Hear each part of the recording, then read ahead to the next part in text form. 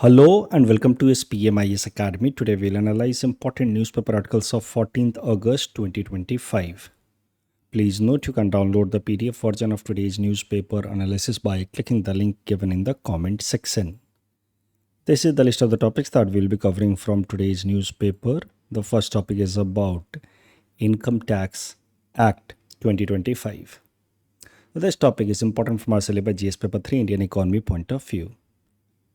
Current news ये है कि पार्लियामेंट ने एक नया बिल पास कर दिया है, यानी कि दोनों houses of the parliament, Rajya Sabha and Lok Sabha, दोनों ने एक नया बिल पास किया है, इनकम टैक्स बिल 2025.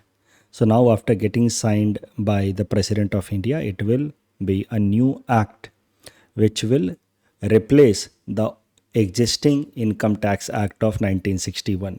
क्योंकि ये जो मौजूदा इनकम टैक्स एक्ट ऑफ 1961 है, इट हैज़ बिकम रिडंडेंट. इसमें कई सारे ऐसे प्रोविजंस हैं जो अननेसेसरी इनकम टैक्स प्रोविजन को कॉम्प्लेक्स बनाते हैं. तो उसको रिप्लेस करके एक नया सिंप्लीफाइड क्रिस्प कानून लाया जा रहा है, इनकम टैक्स एक्ट ऑफ 2025.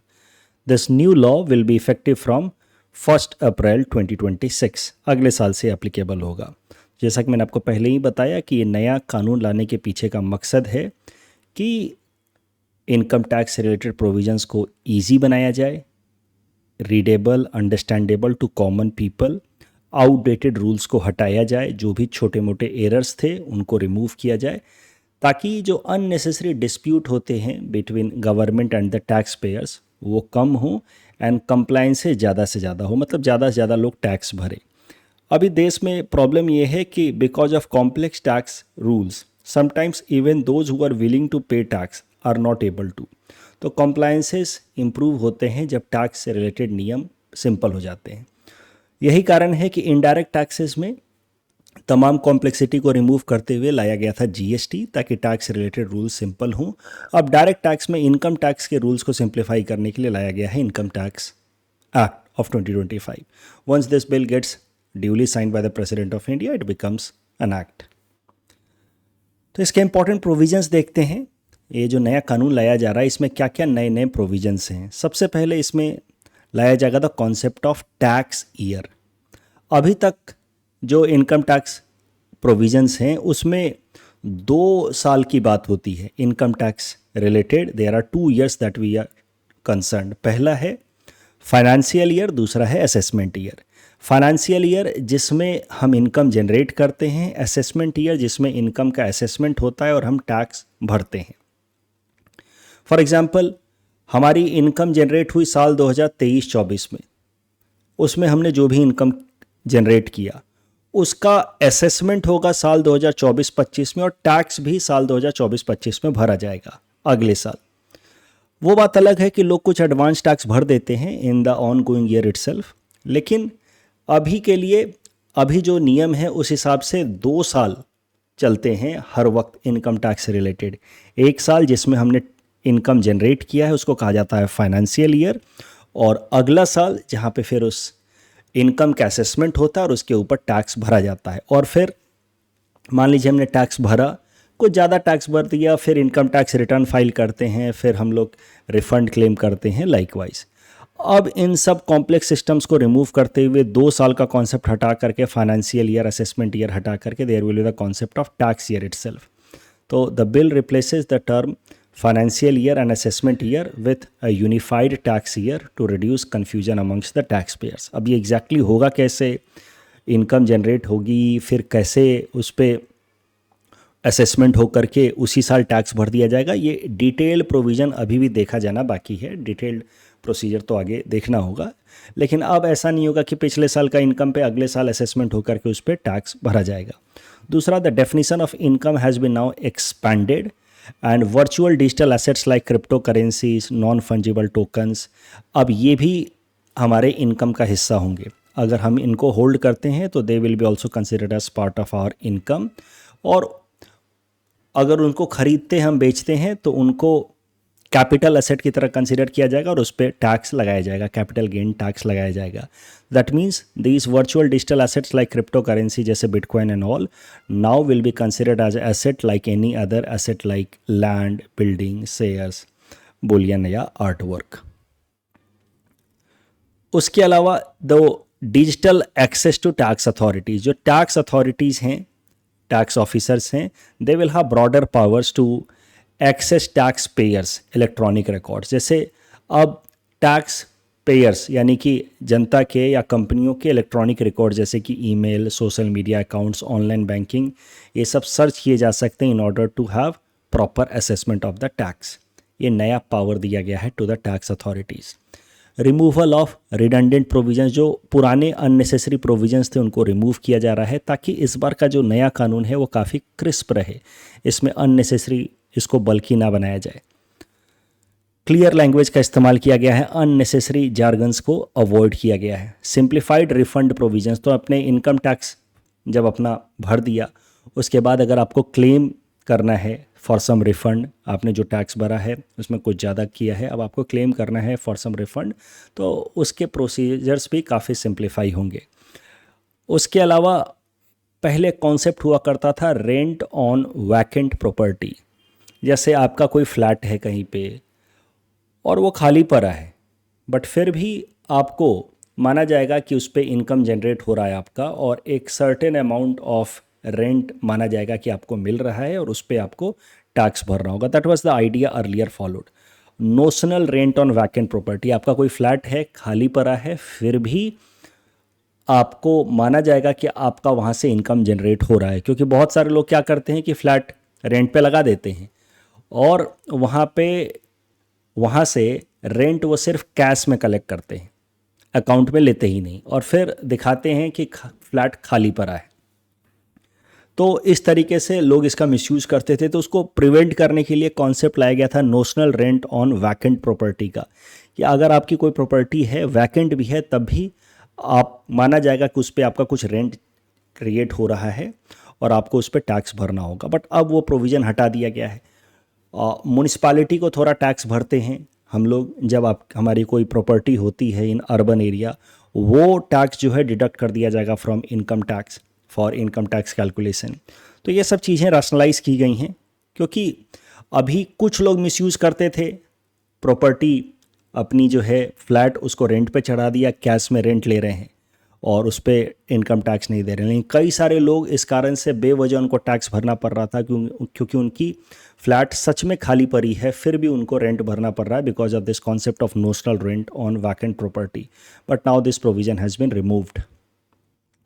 उसके अलावा जो लिमिटेड लाइबिलिटी पार्टनरशिप फर्म्स हैं वहाँ पे ट्रांसफ़र प्राइसिंग रूल्स को रिलैक्स कर दिया गया है। ट्रांसफ़र प्राइसिंग होता क्या है, देखिए, मान लीजिए कोई बड़ी सी कंपनी है, उसके अंदर 3-4 छोटी छोटी एंटिटीज़ हैं ABCD, जो एक ही बड़ी कंपनी का हिस्सा है। अब ये ABCD एक ही बड़ी कंपनी का हिस्सा है, D का कोई प्रॉपर्टी, कोई बिल्डिंग है, कोई प्लॉट है, वो D का कोई प्रॉपर्टी एंटिटी A खरीद रहा है, तो उस केस में टेक्निकली बड़ी कंपनी है, उसी के अंतर्गत एक उसका सब यूनिट या डॉटर कंपनी अपने एसेट को दूसरे डॉटर यूनिट को बेच रहा है। डी अपना कोई प्रॉपर्टी ए को बेच रहा है। तो बहुत बार इसमें होता क्या था कि कंपनियां अपना टैक्स बचाने के लिए बहुत सस्ते दामों पे वो ट्रांसफ़र दिखा देती थी कि डी ने बहुत सस्ते दाम पे 1 करोड़ मार्केट रेट होना चाहिए, दिखा देता था कि 30 लाख पे डी ने ए को ट्रांसफ़र कर दिया। इससे होता क्या था कि कंपनी डी को कोई कैपिटल गेन नहीं हुआ ऐसा दिखा देते थे वो लोग, और कैपिटल गेन नहीं हुआ तो कैपिटल गेन टैक्स नहीं भरना होगा। तो बेसिकली टैक्स बचाने के लिए ये लोग इंटरनल जब एसेट का ट्रांसफ़र करते थे सेल, तो उसको काफ़ी मार्केट रेट से नीचे वाले प्राइस पे दिखा देते थे। तो इन सब चीज़ों से बचने के लिए नियम थे कि ट्रांसफ़र के केस में भी एसेट का transfer from one daughter company to another daughter company, the concept of arm length pricing will be followed. Arm length pricing simply means कि जो मार्केट रेट है वही फॉलो होगा। जैसे अगर मार्केट में जनरली वो 1 करोड़ का वो एसेट है और आप ये नहीं दिखा सकते कि 20 लाख में हमने बेच दिया, टैक्स अथॉरिटीज़ विल से कि आपने कहीं ना कहीं ट्रांसफ़र प्राइसिंग रूल्स को वायलेट किया है। तो transfer pricing rules were there earlier for companies as well as limited liability partnership, जहाँ पे उनको आर्म लेंथ डिस्टेंस फॉलो करना होता था फॉर प्राइसिंग पर्पस, मतलब मार्केट रेट फॉलो करना होता था। लेकिन अब उस रूल को थोड़ा रिलैक्स कर दिया गया है, क्योंकि बहुत ज़्यादा नियम बनाने से क्या होता है कि बहुत बार जो जेन्युइन लोग होते हैं वो भी हैरास होते हैं, जो जेन्युइन ट्रांसफ़र होता है उसमें भी unnecessary tax authorities question raise करते हैं। Also the concept of alternate minimum tax on LLP has been removed. तो क्या होता है alternate minimum tax? Alternate minimum tax या मिनिमम ऑल्टरनेट टैक्स, बात एक ही है। इट्स जस्ट दैट कि जब बड़ी कंपनियों पे लगाया जाता है उसको कहा जाता है मिनिमम ऑल्टरनेट टैक्स, और जब नॉन कॉरपोरेट जैसे कि LLP वगैरह पे लगाया जाता है उसको कहा जाता है AMT, ऑल्टरनेट मिनिमम टैक्स। तो मैट एंड AMT बात एक ही है, कॉन्सेप्ट वाइज एक ही है, बट बड़े कंपनियों पे लगा तो मैट, छोटे LLP पे लगा तो AMT। क्या है कॉन्सेप्ट वो समझिए। देखिए, कोई भी कंपनी है तो उसको टैक्स तो भरना है अपने प्रॉफिट के ऊपर। अब एक तरीका है कि सीधा सीधा जो प्रॉफिट हुआ उस पर वो टैक्स भर दे, जो टैक्स रेट्स हैं प्रेवलेंट 25% के हिसाब से टैक्स भर दे। एक रास्ता तो यह है कि सीधा सीधा वो टैक्स भर दिया जो टैक्स रेट है उस हिसाब से। दूसरा तरीका है कि वो अलग अलग तरीके, अलग अलग जो नियम हैं सरकार के टैक्स बचाने के, उनका इस्तेमाल करे। टैक्स अवॉइडेंस यानी कि लीगलाइज तरीके से जो टैक्स रिड्यूस करने के जो भी नियम है सरकार के, उनका इस्तेमाल करे और अपने टैक्स लाइबिलिटी को रिड्यूस करे। तो बेसिकली या तो सीधा सीधा मार्केट रेट पे वो टैक्स भर दे, या फिर वो टैक्स अवॉइडेंस वाले रूट पे जाए जहाँ पे सरकार के नियमों का इस्तेमाल करके वो अपने टैक्स लाइबिलिटी को रिड्यूस कर रहा है। बट ये जो कॉन्सेप्ट है मिनिमम ऑल्टरनेट टैक्स का, वो ये कहता है कि चाहे जो भी नियम लगाने हैं लगा लो आप, लेकिन आपको मिनिमम 15% तो टैक्स भरना ही है, और सेस मिला करके it comes out to be 18.5%। तो आप या तो सीधा सीधा मान लीजिए आपकी 1 करोड़ की प्रॉफिट हुई, तो आप उस पर 25% के हिसाब से 25 लाख टैक्स भर दें, आपकी कंपनी भर देगी टैक्स।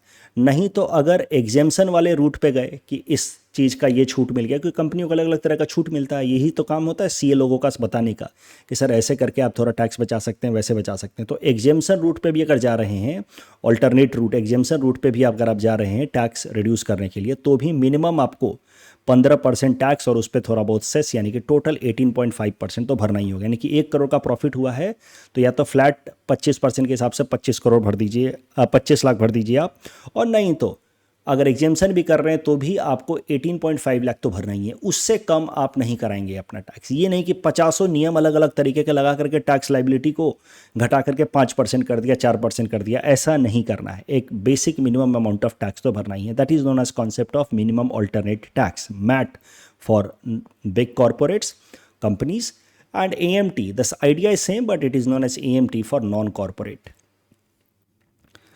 तो ये सारे तमाम प्रोविजंस हैं जो इनकम टैक्स एक्ट ऑफ 2025 में हैं। इस टॉपिक डिस्कशन के बेसिस पे प्रीलिम्स प्रैक्टिस क्वेश्चन है। Please attempt this question and submit the answer in the comment section. आपसे सीधा सीधा ऐसा सवाल पूछा जा सकता है GS पेपर 3 में कि जो ये नया इनकम टैक्स एक्ट लाया गया है उसके इंपॉर्टेंट प्रोविजंस बताइए, उससे क्या फ़ायदे होंगे, ये सब बताइए।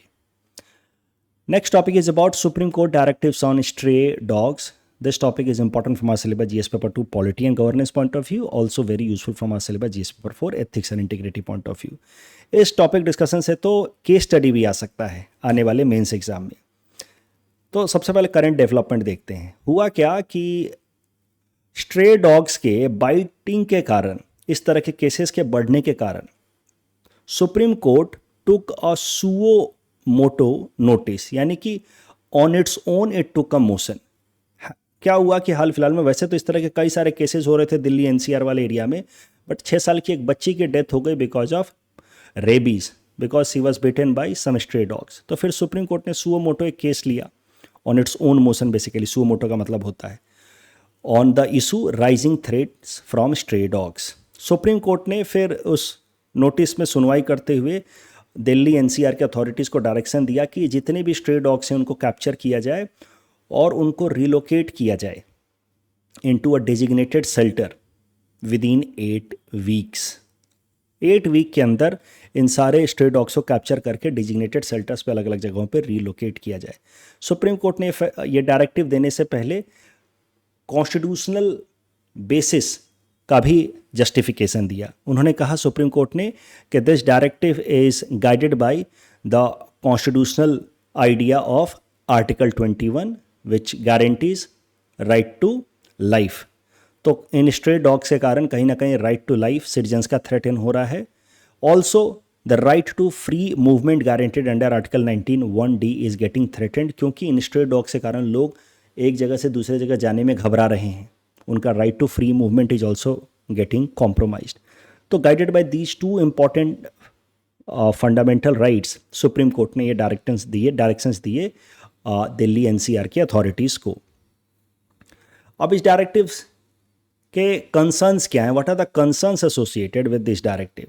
डायरेक्टिव तो ठीक है, ऊपर ऊपर से देख करके अच्छा लगता है, लेकिन कई सारे कंसर्न्स भी। एक तो है लीगल कंसर्न, क्योंकि देखिए कानूनी कंसर्न ये है कि ऑलरेडी एक रूल है under the prevention of cruelty to animal act 1960, ये कानून है पार्लियामेंट का, उसके अंतर्गत एक रूल है जिसका नाम है animal birth control rule 2023, ABC rule. इस एबीसी रूल के हिसाब से इस तरह के स्ट्रे डॉग्स को पकड़ के उनको स्टेरलाइज करके वैक्सीनेट करके वापस से रिटर्न कर देना है टू द सेम एरिया जहां से उनको पकड़ा गया था, उनको रिलोकेट नहीं करना है। तो सुप्रीम कोर्ट का जो डायरेक्शन है वह कहीं ना कहीं एबीसी रूल के अगेंस्ट जा रहा है। तो सुप्रीम कोर्ट का आदेश और जो पार्लियामेंट द्वारा बनाया गया कानून है और उसके अंतर्गत जो रूल है वो इनकंसिस्टेंट हो रहे हैं। इनकंसिस्टेंट कहाँ हो रहे हैं? That is with respect to relocation. Supreme court कहता है कि इन स्ट्रे डॉग्स को ले जाकर के डेजिग्नेटेड शेल्टर में रखना है, वापस से स्ट्रीट्स में छोड़ना नहीं है। दूसरा इकोनॉमिक कंसर्न भी ऑफ कोर्स, इतने सारे डॉग्स हैं, अलग अलग असेसमेंट्स हैं। कुछ लोगों का तो कहना है there could be 8 lakh such dogs, 8 lakh इस तरह के स्ट्रे डॉग्स के लिए कहाँ शेल्टर बनाया जाएगा? इंसानों का शेल्टर नहीं है इस देश में, स्ट्रे डॉग्स का शेल्टर बना करके उनका वहाँ पे टेक केयर किया जाए, it is logistically almost impossible. Economic feasibility is also highly questionable. कहाँ इनका ध्यान दिया जाएगा? But most importantly, there are ethical concerns with respect to this directive of the Supreme Court. तो ये जो ethical concern हम डिस्कस कर रहे हैं, इस पे अलग से GS paper 4 ethics and integrity में प्रश्न आ सकता है। देखिए इस मामले का ethical concern क्या है? इस पूरे मामले को इनह्यूमन करार दिया जा रहा है। Those who are criticizing, जो भी एनिमल राइट्स वेलफेयर वाले लोग हैं वो क्रिटिसाइज कर रहे हैं सुप्रीम कोर्ट के इस जजमेंट को, कह रहे हैं इनह्यूमन है। बेसिकली उनका कहना है कि human safety has been given more importance over the cost of animal welfare. ये अगर शेल्टर्स में रखा भी गया तो these shelters will be overcrowded, वहाँ पे इन स्ट्रे डॉग्स को adequate care तो मिलेगा नहीं, and they will die ultimately in the captivity. They will have to suffer and ultimately they will have to die. तो कहीं ना कहीं डॉग्स को सफरिंग के लिए हम कंडेम कर रहे हैं with this particular directive. And removing dogs permanently will also go against our constitutional duty given under Article 51 AG, that is to have compassion for living creatures. हर तरह के लिविंग क्रिएचर्स के लिए हमारे मन में करुणा होनी चाहिए। इन तरह के क्रिएचर्स को हम पब्लिक स्पेसेस से हटा रहे हैं ताकि स्पेस हमारे लिए खाली हो जाए, हम आराम से रह पाएँ। They should be cramped in a prison and overall they should be condemned to death. That is going against our fundamental duty 51 AG. Most importantly, the root cause is being neglected. root cause क्या है इस मामले में? root cause है, देखिए stray dogs की संख्या बढ़ने के पीछे कारण सीधा सीधा ये डॉग्स नहीं हैं, इनकी ब्रीडिंग नहीं है, कारण है पुअर वेस्ट मैनेजमेंट। अगर हम इतना सारा खाना डंप करेंगे तो उसको खा खा करके तो ये अपनी संख्या बढ़ाएंगे ही। When they will eat they will survive for long and then they will breed again. Poor waste management and then abandonment of pets. लोग पेट पालते हैं, जब मन भर गया तो उसको छोड़ देते हैं। एंड इनसफिशिएंट स्टेरलाइजेशन ड्राइव, ये जो एबीसी रूल है इसको इनइफेक्टिव तरीके से अभी तक हमने इम्प्लीमेंट किया है। ये तीन चीज़ें एक साथ कंबाइन होकर के स्ट्रे डॉग्स की इंक्रीज्ड पॉपुलेशन में रिजल्ट कर रही हैं। और अब इस रूट कॉज को डील करने के बजाय हम लोग इससे निकलने वाले सिम्टम्स को डील कर रहे हैं कि स्ट्रे डॉग्स को ही हटा दो यहाँ से। आप स्ट्रे डॉग्स को हटा भी दोगे तो नए स्ट्रे डॉग्स आ जाएंगे। That is the criticism. So we are dealing the symptoms, not the root cause, and that is how we are entering into an endless cycle of cruelty without solving the root cause. अगर आप root cause solve किए बिना आप cruelty करेंगे, dogs को हटाएंगे तो फिर नए डॉग्स आएंगे, फिर उनको हटाओ। तो कितने डॉग्स को आप पहले रखोगे शेल्टर में, सवाल तो ये है। और आप जब तक वेस्ट मैनेजमेंट ठीक से नहीं करोगे, पेट्स को अननेसेसरी अबैंडन करना नहीं छोड़ोगे और एबीसी रूल को ठीक से इंप्लीमेंट नहीं करोगे, भाई उनको ठीक से स्टरलाइज कर दोगे, तो क्यों उनकी संख्या बढ़ेगी? नहीं बढ़ेगी। बट अपना ये जो रूल है वो ठीक से इंप्लीमेंट नहीं करें, now we are talking of moving them to a shelter, so it will lead to an endless cycle of cruelty, that is a concern. इस टॉपिक डिस्कशन के बेसिस पे प्रीलिम्स प्रैक्टिस क्वेश्चन है, please attempt this question and submit the answer in the comment section. Mains में GS paper 4 में ऐसा सवाल आपसे पूछा जा सकता है, तो कुछ ना कुछ आपको आर्गुमेंट फेवर में ही बताना होगा। तो human safety and public health के लिए जरूरी है। लगभग 35% of global rabies related death Bharat में होते हैं। खासकर वल्नरेबल कौन है? बच्चे हैं इस रेबीज रिलेटेड डेथ के, क्योंकि ये जो स्ट्रे डॉग्स हैं मेनली छोटे बच्चों को टारगेट करते हैं। बट यहाँ पे आपको ध्यान रखना है, कुछ मैंने फिलोसॉफिकल आर्गुमेंट्स भी दिए, एक नया टर्म यहाँ पे दिया है, this decision of Supreme Court goes against the philosophical position such as sentientism. Sentientism means every living entity is capable of suffering, and that is why they deserve moral treatment, they deserve compassion. Sentientism का concept यही है कि every living entity has to be treated with compassion, and in this particular case कहीं ना कहीं ये compassion नहीं दिख रहा है। एक और सुप्रीम कोर्ट का जजमेंट जो हमने इसी क्लास में डिस्कस किया था, वो यहाँ पे इस तरह के प्रश्न में आप बता सकते हैं। Animal welfare board of India versus A Nagaraj case में सुप्रीम कोर्ट ऑल्सो सेड कि article 21 right to life with dignity के अंतर्गत एनिमल राइट्स की भी बात होनी चाहिए, ऐसा सुप्रीम कोर्ट ने खुद कहा है। सॉल्यूशन क्या होना चाहिए? Proper implementation of ABC rules rather than taking such a stringent measure, proper implementation of ABC rule होना चाहिए। Next topic is about co district commissioners office, important for syllabus GS paper 5 Assam issues point of view. Co districts क्या होते हैं? देखिए, बड़े बड़े districts को आपस में उनके अंदर सब डिविजन्स बनाए जा रहे हैं। सब डिविजन्स तो पहले से भी थे, बट अब बड़े डिस्ट्रिक्ट्स के अंदर को डिस्ट्रिक्ट्स बनाए जा रहे हैं। आप कह सकते हैं छोटे छोटे डिस्ट्रिक्ट्स बनाए जा रहे हैं। इससे फ़ायदा क्या होगा कि छोटे डिस्ट्रिक्ट्स होंगे तो उनके हेडक्वार्टर्स लोगों के लिए नज़दीक पड़ेंगे, नज़दीक होंगे तो लोग वहाँ जा कर के तमाम जो एडमिनिस्ट्रेटिव बेनिफिट्स हैं, सर्विसेज हैं, वो ईजिली अवेल कर पाएंगे। तो को डिस्ट्रिक्ट्स आसाम गवर्नमेंट का इनोवेटिव अप्रोच है in order to ensure good governance, efficient governance, जहाँ पे स्मॉलर एम्पावर्ड एडमिनिस्ट्रेटिव यूनिट्स बनाए जा रहे हैं below the full fledged districts. एक बड़ा सा डिस्ट्रिक्ट है, उसके अंतर्गत 2 या 3 को डिस्ट्रिक्ट बना दिए गए। They are designed to bring government services closer to the people, क्योंकि एक बड़ा सा डिस्ट्रिक्ट है तो उसका एक ही तो हेडक्वार्टर होगा। अब कोई भी उस पूरे डिस्ट्रिक्ट के अंदर कोई भी काम करवाना है, लोगों को एडमिनिस्ट्रेटिव रूल काम करवाना है, कोई सर्टिफिकेट बनवाना है, लैंड रिलेटेड कोई डॉक्यूमेंट बनवाना है, तो फिर उनको एडमिनिस्ट्रेटिव हेडक्वार्टर जाना पड़ता है जो डिस्ट्रिक्ट में एक है। लेकिन अगर छोटे छोटे को डिस्ट्रिक्ट होंगे तो फिर वो नज़दीक पड़ेगा। जो इस एरिया के लोग हैं वो वहाँ के को डिस्ट्रिक्ट के हेडक्वार्टर में चले जाएंगे, और दूसरे एरिया के जो नज़दीक के लोग हैं वो वहाँ के को डिस्ट्रिक्ट के हेडक्वार्टर में चले जाएंगे। सो इससे क्या है कि सिटीजन सेंट्रिक एडमिनिस्ट्रेटिव सर्विसेज जो हैं लोगों को ईजिली अवेलेबल हो पाएंगे। फीचर्स ऑफ को डिस्ट्रिक्ट क्या है? They are administrative unit below a district itself. पहले भी सब डिवीज़न हुआ करते हैं, अभी भी सब डिवीजन्स हैं असम के अंदर या किसी भी स्टेट के अंदर। जो डिस्ट्रिक्ट्स के होते हैं उनके नीचे सब डिवीजन्स होते हैं, but co districts will have more power. They will be generally headed by an ADC, और एडीसी के पास मोर और लेस वैसे ही पावर होंगे जैसे डीसी के पास पावर होते हैं at district level. Targeted governance, तो स्पेसिफिक सर्विस डिलीवरी हो पाएगी, that too in time bound fashion. तो and as I said, co district will be headed by a co district commissioner who usually will be an ADC, will have delegated authority. तो कहीं ना कहीं को district का जो concept है ये डिसेंट्रलाइजेशन के लाइन में एक इम्पॉर्टेंट इनिशिएटिव है। को डिस्ट्रिक्ट्स को सम जिला आयुक्त भी कहा जाए, को डिस्ट्रिक्ट कमिश्नर्स को सम जिला आयुक्त भी कहा जाएगा। लास्ट ईयर ही को डिस्ट्रिक्ट्स के कॉन्सेप्ट्स की शुरुआत की गई थी, जब फर्स्ट फेज में 39 को डिस्ट्रिक्ट्स बनाए गए थे। करंट न्यूज़ ये है कि 10 new co districts have been announced in the second phase, and that takes total number of co districts to 49। तो 10 नए को डिस्ट्रिक्ट्स हैं, वो ये सारे हैं, इनका नाम रटने की ज़रूरत नहीं है। तो जैसे for example Boko Chhaygaon and Palasbari Kamrup district likewise, तो एक एक डिस्ट्रिक्ट के अंदर 2 या 2 से ज़्यादा को डिस्ट्रिक्ट्स बनाए जा रहे हैं।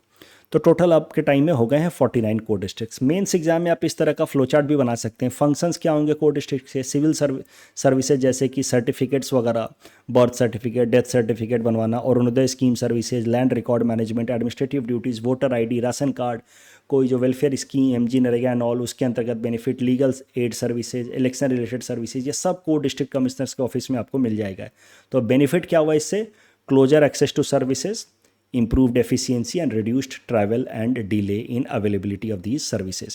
ये कोर डिस्ट्रिक्ट से रिलेटेड मेंस में आप प्रश्न उम्मीद कर सकते हैं जीएस पेपर 5 में। इस टॉपिक से रिलेटेड ये प्रीलिम्स प्रैक्टिस क्वेश्चन है। Please attempt this question and submit the answer in the comment section. Next topic is about partition horror day. Prelims perspective से देख लीजिए बस। 14 अगस्त आज का दिन हमारे देश में ऑब्जर्व किया जाता है as partition horror day in order to acknowledge and commemorate the pain that Indians had to undergo during partition of India। Partition के बाद जो फिर वायलेंस हुए, मसाकर हुए, वो पेन हम भूले ना, ताकि भविष्य में ऐसी चीज़ दोबारा ना हो। इसी के लिए हमारे देश में पार्टीशन हॉरर डे ऑब्जर्व किया जाता है। लगभग 2 लाख लोग मारे गए थे इन brutal manner post partition। 1 lakh women were kidnapped and raped, 15 million men, women and children were displaced। Worst of the horror, partition horror, were witnessed in states of Punjab and Bengal that were actually partition। तो वहीं पे mainly ये partition का horror face करने को मिला था। India semiconductor mission से रिलेटेड दोनों स्टेटमेंट सही हैं।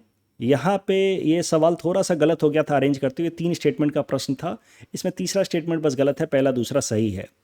यहाँ पे अगेन तीसरा स्टेटमेंट गलत है। Core inflation does not denote total inflation, it is actually headline inflation that denotes total inflation. Core inflation denotes inflation except food and fuel. Finance commission of Assam से related दोनों statement सही है। That's all from our side for today. Thanks for watching.